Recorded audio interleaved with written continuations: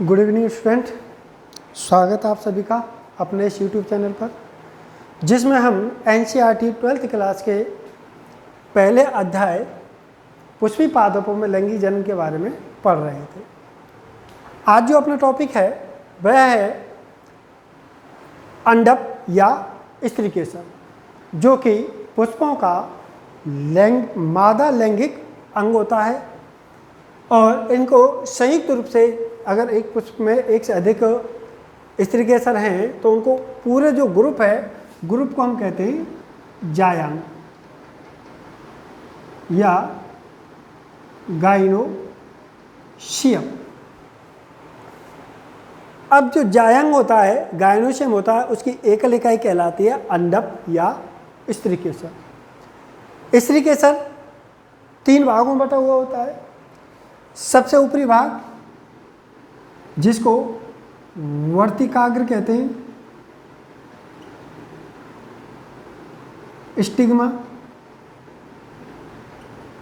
दूसरा नलिका रूपी भाग जिसको वर्तिका कहते हैं, वर्तिका स्टाइल। और सबसे निचला फूला हुआ भाग इसको अंडाशय कहते हैं या ओवरी कहते हैं। मादा लैंगिक अंग अर्थात स्त्रीकेसर 3 भागों में बटा हुआ है। सबसे ऊपर वर्तिकाग्र, स्टिग्मा, वर्तिका स्टाइल, अंडाशय, ओवरी। वर्तिकाग्र जो कि परागकणों के मंच का कार्य करती है, यानी कि ये परागकण जब आएंगे तो परागकणों को ग्रहण करने का काम करती है। कौन? वर्तिकाग्र। यहाँ ये परागकण आएंगे, परागकण आ जाएंगे कहाँ पर? वर्तिकाग्र के अंदर। वर्तिकाग्र के बाद जो अगला भाग होता है नलिका रूपी वर्तिका होता है। ये वर्तिका क्या करती है कि इस परागकण से पराग नलिका का विकास होता है और ये पराग नलिका इस वर्तिका में होते हुए अंडाशय तक पहुंचती है। और अंडाशय एक फूली संरचना होती है जिसकी आंतरिक सतह को हम अंडाशय गुहा कहते हैं।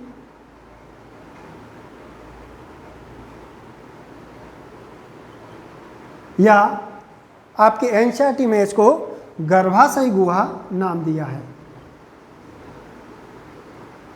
गर्भाशय गुहा। अब इस गर्भाशय गुहा के अंदर अर्थात अंडाशय के अंदर स्थित होता है बीजांड। इसके अंदर क्या स्थित होता है? बीजांड, जिसकी संरचना हमने इधर बनाई है थोड़ा बड़ा करके। ठीक है। बीजांड का निर्माण कहाँ पे होता है? अंडाशय के अंदर। अब इन स्त्रीकेसरों की संख्या के आधार पर जो पुष्प हैं वो 2 प्रकार के हो सकते हैं, एकअंडपी या बहुअंडपी, मोनोकार्पेलरी या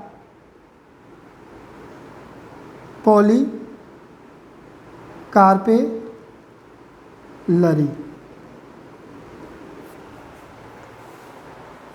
क्या कहा मैंने? अंडप या स्त्रीकेसर की उपस्थिति के आधार पर पुष्प 2 प्रकार के होते हैं, एकअंडपी या बहुअंडपी। जब स्त्रीकेसर की संख्या या अंडप की संख्या केवल किसी पुष्प में एक ही हो तो उसको एकअंडपी कहेंगे, और जब एक से अधिक हो तो उसको बहुअंडपी कहेंगे।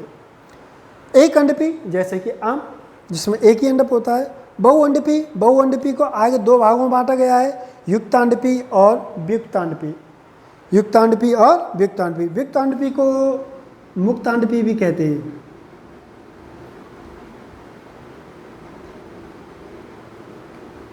इसको मुक्तांडपी भी कहते हैं।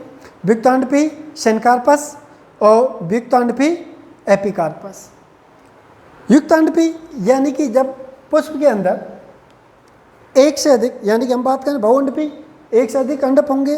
अब ये अंडप 2 प्रकार से हो सकते हैं। एक तो हो सकते हैं संयुक्त, आपस में जुड़े हुए, और जैसे कि ये वर्तिका है, और इसी के साथ जो अन्य अंडाशय भी हैं आपस में, एक और अंड पे ये इसी में साथ जुड़ी हुई है, एक और इसी के साथ यहीं पे आकर जुड़ी हुई है। आपस में सभी अंडाशय क्या है, आपस में जुड़े हैं। जब एक साथ जुड़े हुए होते हैं तो इस संरचना को हम कहते हैं युक्तांडपी, और अगर ये सभी अलग अलग होती हैं तो उसको कहते हैं वियुक्तांडपी। युक्तांडपी सेनकार्पस, इसके उदाहरण है, आप याद रख लेना, आपके एनसीईआरटी में दे रखा है। कौन? गुड़हल प्लस पेपेवर या अफीम। उदाहरण जरूर याद रखना, युक्तांडपी के गुड़हल और पेपेवर, या इसको अफीम भी कहते हैं। दूसरा होता है व्युक्तांडपी। व्युक्तांडपी या मुक्तांडपी, यानी इसमें इस तरीके से सब क्या होंगे, अलग अलग होंगे। जैसे आपकी बुक में उदाहरण दिया हुआ है कि माइचेलिया का दे रखा है, ये पोर्शन है, इसमें अलग अलग ये इस तरीके से जुड़े हुए हैं, सब इस तरीके से क्या एक दूसरे से पृथक हैं, यानी कि अलग अलग निकले हुए हैं, तो इसको कहेंगे व्युक्तांडपी। और ये आपके बुक में उदाहरण दे रखा है क्या, माइचेलिया।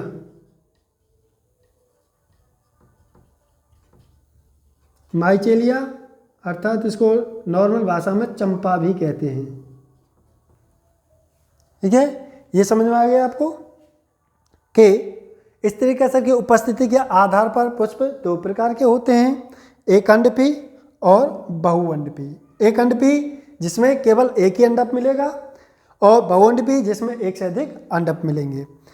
अब ये अंडप हो सकते हैं दो प्रकार के, युक्तांडपी और व्युक्तांडपी। युक्तांडपी जिसमें सभी जो भी इस तरीके से भी आपस में जुड़े हुए एक दूसरे से युक्त हों तो उसको कहेंगे युक्तांडपी, जैसे गुड़हल और पेपेवर।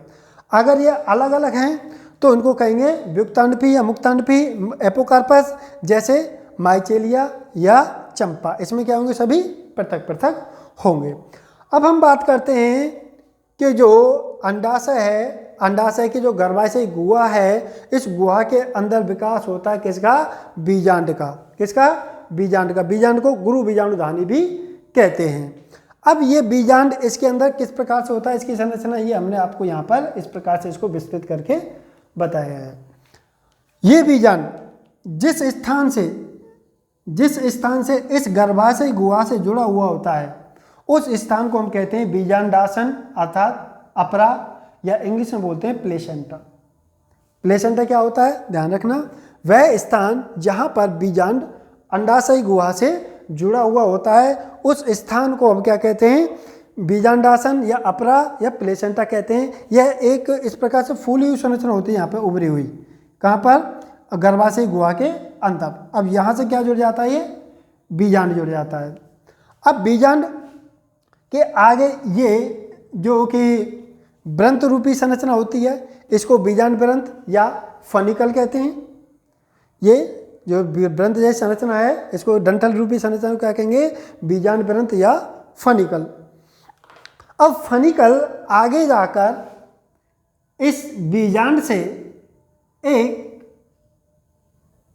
गर्त रूपी संरचना में जाकर जुड़ जाता है। इस स्थान को जहाँ पर ये बीजांड व्रंत इस बीजांड से जुड़ता है उसको कहते हैं नाभिका या हाइलम। वह स्थान जहाँ पर नाभिका बीजांड वह स्थान जहाँ पर बीजांड व्रंत बीजांड से जुड़ता है उसको क्या कहेंगे, हाइलम। हाइलम से आगे ऊपर वाला भाग कहलाता है निभाग या कलेजा या कलेजा कहते हैं उसको। तो निभाग से आगे जुड़ता है। निभाग के आगे जो बीचों बीच वाला जो भाग है बीजांड का, मध्य वाला भाग है, इसको कहते हैं बीजांडकाय या न्यूसेलस। बीजांड का मध्य वाला भाग क्या कहलाता है, बीजांडकाय या न्यूसेलस। इसकी जो कोशिकाएं होती हैं वो होते हैं बीजाणुजन कोशिकाएं। न्यूसेलस की जो कोशिकाएं होती है, इसके अंदर ये जो कोशिकाएं होती है, कोशिकाओं का एक समूह होता है, ये बीजाणुजन ऊतक होते हैं, बीजाणुजन कोशिकाएं होती हैं। इन्हीं से आगे बीजाणु अर्थात बीजांड का निर्माण होगा, वो आगे बताएंगे। अभी बीजांडकाय के बाहर दो आवरण होते हैं जिनको अध्यावरण कहते हैं, एक अंत्य अध्यावरण और एक बाह्य अध्यावरण होते हैं। और वह स्थान जहाँ पर दोनों अनुपस्थित होते हैं वहाँ पे एक छिद्र रूपी संरचना पाई जाती है। इस संरचनाओं को कहते हैं बीजांड द्वार, माइक्रोपाइल। बीजांड द्वार क्या होता है?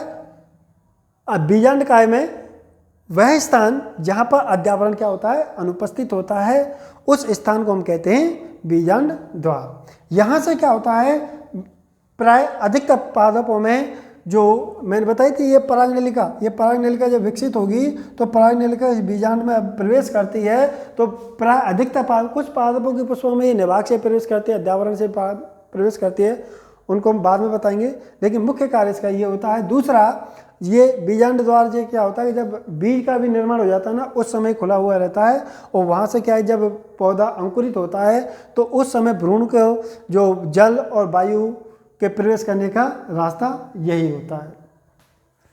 इसके पश्चात अंदर जो बीजांड काय होता है, बीजांड काय की कुछ कोशिकाएं या एक कोशिका वृद्धि करेगी, पोषण ग्रहण करेगी, और हाँ, इस बीजांड काय की कोशिकाएं होती है पोषण से भरपूर।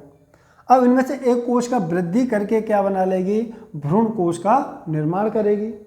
अब भ्रूण कोश का निर्माण करेगी, भ्रूण कोश के अंदर ये आगे की जो संरचना होती है, इसमें 3 कोशिकाएं ऊपर की साइड में होती हैं, जिनको प्रतिमुखी कोशिका, या आपके एनसीईआरटी में इसको लिखा है प्रतिव्यासांत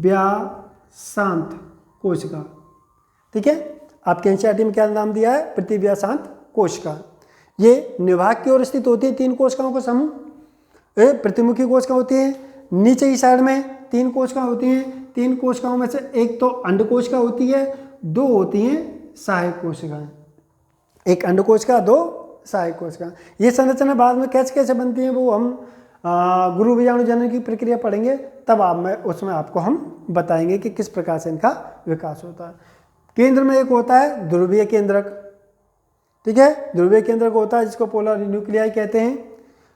और इस प्रकार से ये पूरी संरचना क्या होती है? एक बीजाणुधानी, गुरु बीजाणुधानी अर्थात बीजांड की होती है। बहुत इंपॉर्टेंट टॉपिक है, याद कर लेना, समझ लेना, दोबारा से समझ लो कि अंडाशय गुहा या गर्भाशय गुहा में वह स्थान जहाँ पर ये बीजांड जुड़ता है, एक उभरी हुई संरचना, उसको बीजांडासन या अपरा या प्लेसेंटा कहते हैं। इससे एक ग्रंथ रूपी संरचना निकलती है, डंठल रूपी संरचना निकलती है, जिसको बीजांड ग्रंथ या फनिकल कहते हैं। फनिकल इस बीजांड से जिस स्थान पर जुड़ता है उस स्थान को कहते हैं नाभिका या हाइलम। नाभिका या हाइलम का अगला भाग क्या कहलाता है? निभाग कहलाता है, चलेजा कहलाता है। चलेजा के बीचों बीच जो बीजांड में जो भाग होता है उसको कहते हैं बीजांड काय। बीजांड काय के चारों ओर अध्यावरण पाया जाता है, यानी 2 परतों का आवरण पाया जाता है, जिसको अध्यावरण कहते हैं, इंटेगुमेंट्स कहते हैं। 2 होते हैं, अंतः और बाह्य। और वह स्थान जहाँ पर बीजांड काय अनुपस्थित होता है उसको बीजांड द्वार कहते हैं। वह स्थान जहाँ पर बीजांड काय पर अध्यावरण अनुपस्थित होता है, वहाँ पर एक छिद्र रूपी संरचना बनती है, उसको बीजांड द्वार या माइक्रोपाइल कहते हैं। बीजांड काय की एक कोश का वृद्धि होकर करके क्या करेगी? भ्रूण कोश का निर्माण कर लेगी। भ्रूण कोश जिसमें आगे गुरु बीजाणु बनेगा, ये गुरु बीजाणु बनेगा या अंडकोश का निर्माण होगा, ये पूरे गुरु बीजाणु हैं। और एक ध्रुवीय केंद्रक होता है, ऊपर प्रतिमुखी कोशिका होती है, किसकी ओर? निभाग की ओर। जबकि बीजांड द्वार की ओर क्या होती है? 2 सहायक कोशिका और एक अंड कोशिका होती है। ठीक है, तो ये संरचना है अपने बीजांड या गुरु बीजाणु धानी की।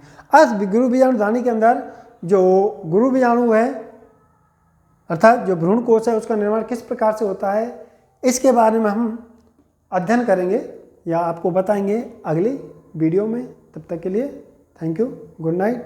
और अगर आपको वीडियो पसंद आए तो लाइक कर देना, सब्सक्राइब कर लेना। Thank you, good night.